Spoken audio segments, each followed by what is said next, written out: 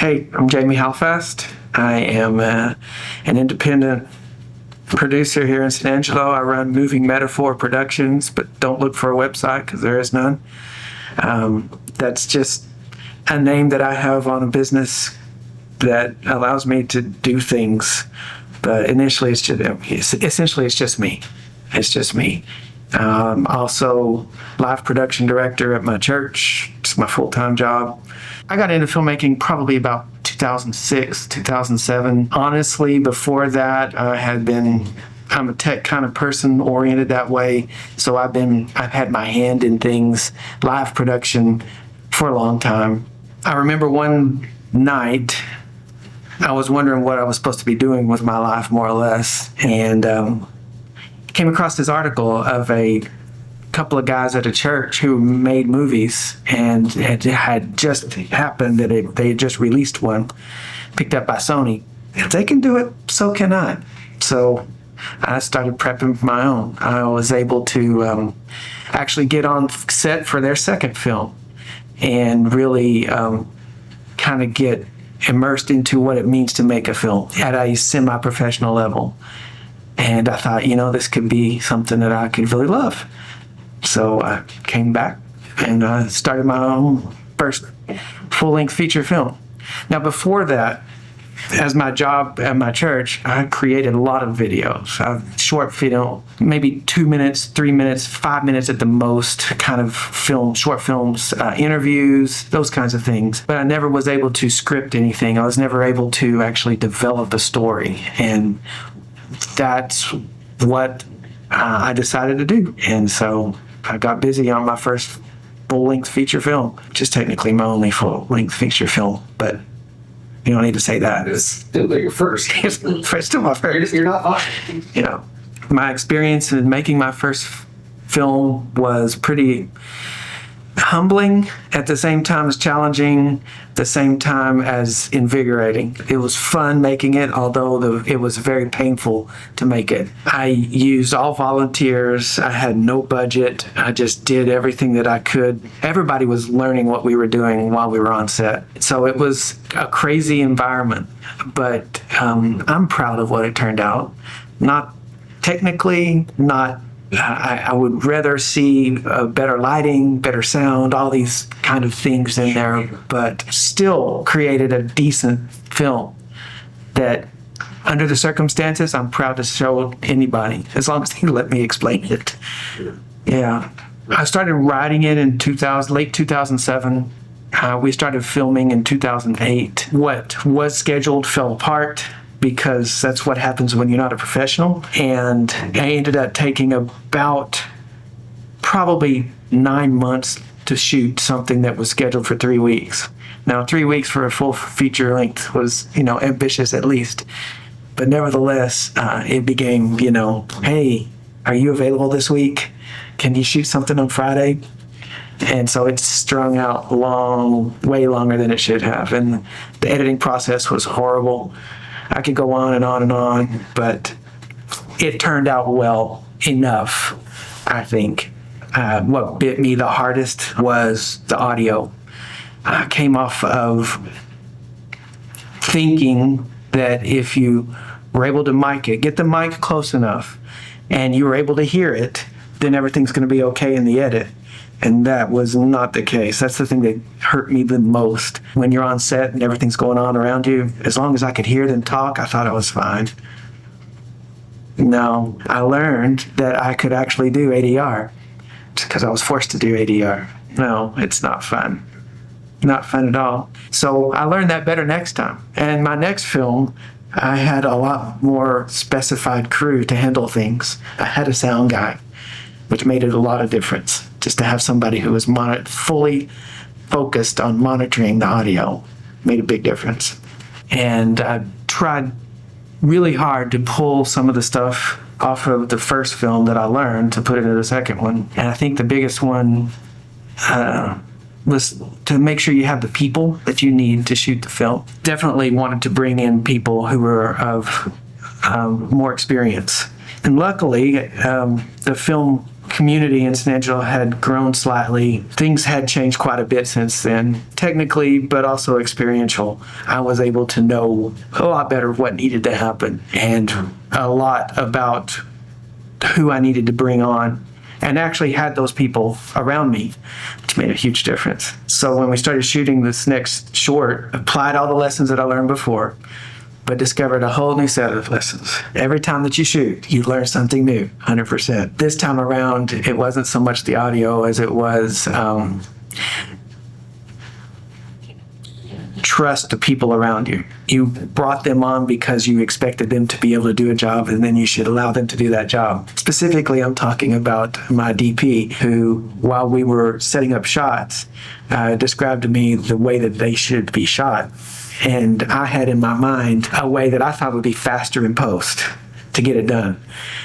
And they said, you really should do it this way. But I was adamant about shooting it my way, against a couple of people's advice.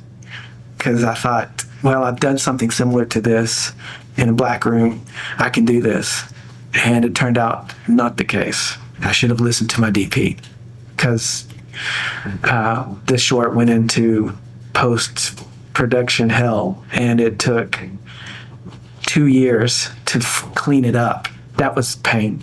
That was very much painful experience that I didn't have to go through if I just listened. Shot a lot of stuff for other people outside of San Angelo, but as far as my own films have been, it's been all done here locally in San Angelo, and it's been a good experience for the most part. I guess the struggles that you have filming in San Angelo is the fact that we are isolated so far away from all the industry that would be available for somebody maybe in Austin or Dallas. That's really the hardest thing to do. If you wanted to hire a professional, it's going to cost you to get them from there to here. If you need gear, if something breaks on set, you're likely to be out of luck, and you have to MacGyver your way around it, because you can't just, run to B&H or, whatever to go grab your stuff. We don't even have a Radio Shack anymore. It's not insurmountable. You can make a way around it. Thankfully, over the years, the film community has grown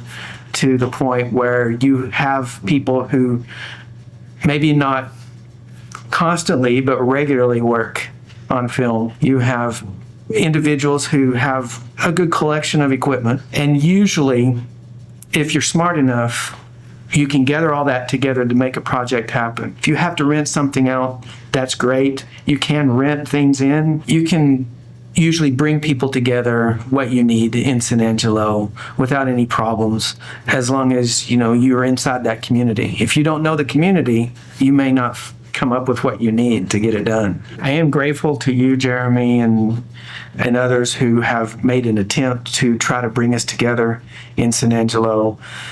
But it's without resources such as the Facebook group, you just can't know who it is who is out there who films, or you don't know the person who knows the person who does makeup and hair.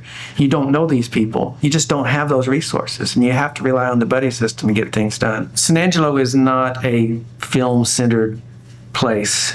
People don't expect to see film crews around doing things. The community is not aware of the magnitude it takes to actually do film. You have to overcome the ignorance of people, and I don't mean that in a really bad negative way. It's just they don't understand, they don't know. If you want to film something that, as people walking down the street, you have to tell everybody what you're doing, and it's not as simple as just saying we're filming on this street. They need to know, well, you need to hold off entering this door for just a few minutes while we're shooting. Working with business and such, sometimes it's a hurdle to overcome. They're inexperienced in doing it. Fortunately, over the years, individuals have come together to form their own companies. There are groups that I have a certain group of people that I shoot with all the time. Those kinds of things is kind of coalescing, giving us I think, a bright future of possibilities of being able to I don't think we'll ever reach the scale of something like, Austin, but we can still reach something where the community itself is aware of the value that we have here in San Angelo. There's so many different things to shoot, so many different settings, locales that are conducive to storytelling. I think that as the community grows, as we come together, those positives of San Angelo are going to be accented by what we can do with it.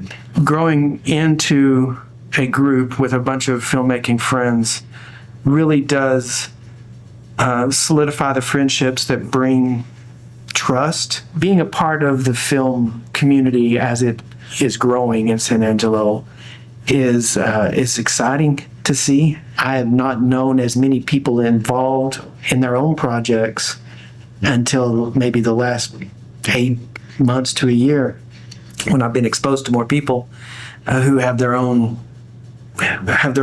group that get together and film. So there's isolated groups that we have that hopefully we can figure out a way to bring them all together. Maybe not in on one project. That's probably not a good idea, but to be able to learn from each other, to borrow from each other, to enhance our projects with each other experience, I think can only be a positive thing.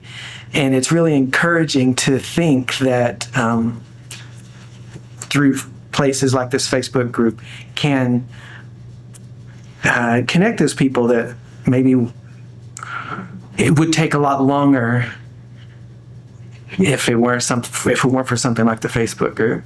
Working with the businesses and with the city, once you've kind of explained what you're doing, has been very simple. Every project that I've tried to do, I have used city employees, I have used locales, public areas.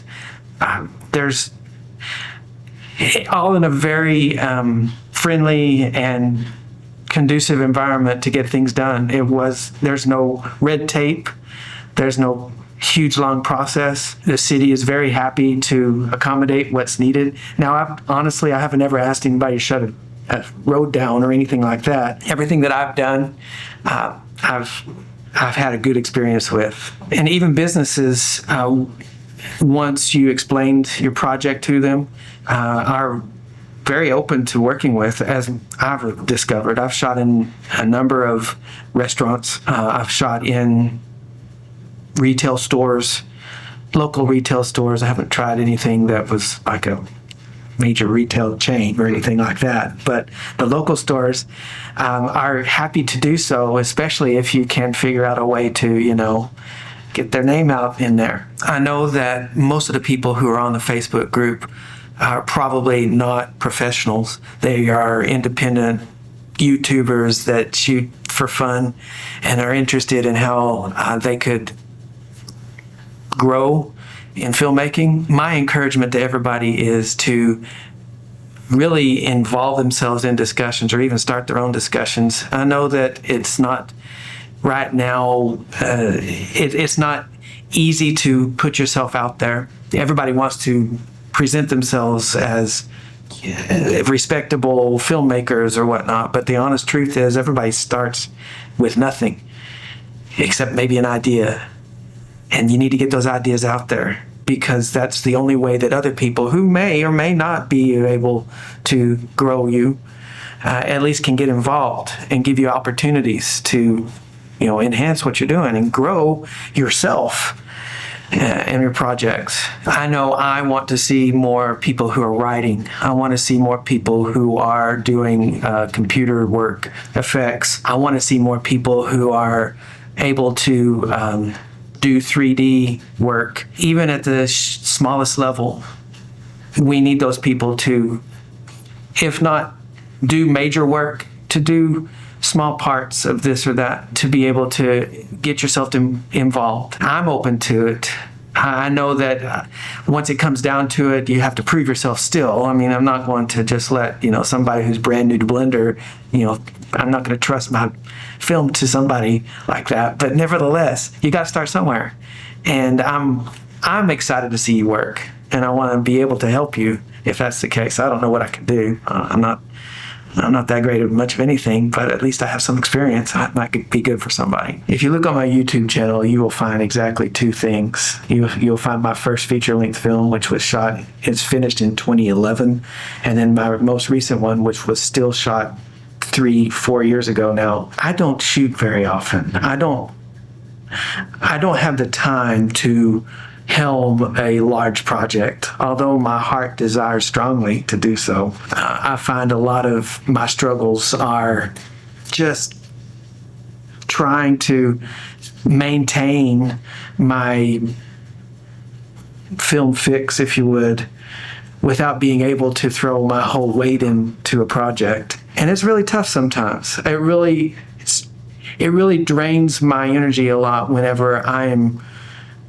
looking at a script that I started 8 years ago and know that it's still nowhere close to where it needs to be to shoot. And if, I'll start something and then it'll fizzle out again in 3 weeks as life takes over. That's why I always want to cherish the momentum when it starts. When I say I'm going to do this, and then I start the pre-production process. I start finding locations. I start getting people involved.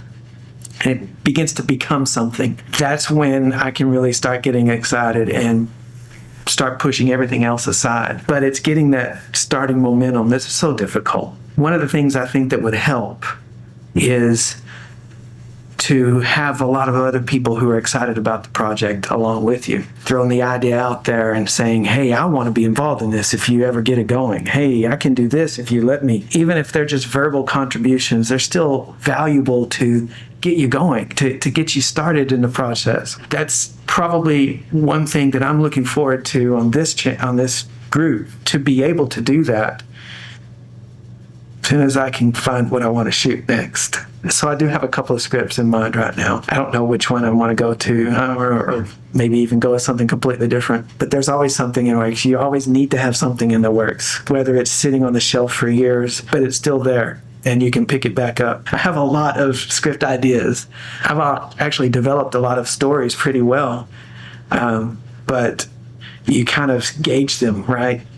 These are the ones that you could shoot. These are the ones that you can never shoot. Once you get these done, maybe those that you can never shoot actually become something. So it becomes a process that you walk through in the development phase. But you really need people around you who can encourage you, to push you, who want to see what you're going to do next, to make you get started, I think.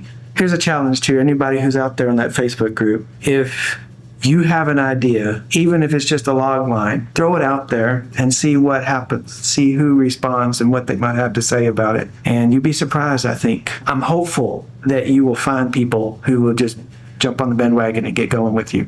We'll see how that goes. I can't help, whenever I watch Fireproof, to think, I slept in that bed.